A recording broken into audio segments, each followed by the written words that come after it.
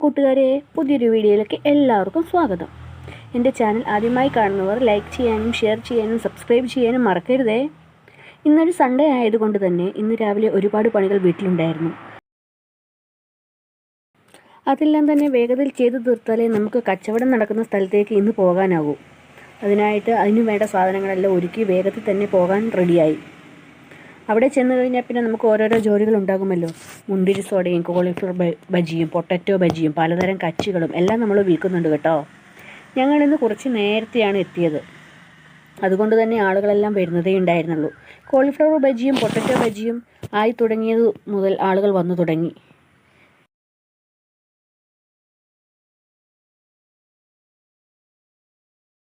എൻ്റെ വീഡിയോ കാണുന്ന എത്ര കൂട്ടുകാർ തലശ്ശേരി കടപ്പുറം വന്നിട്ടുണ്ട്?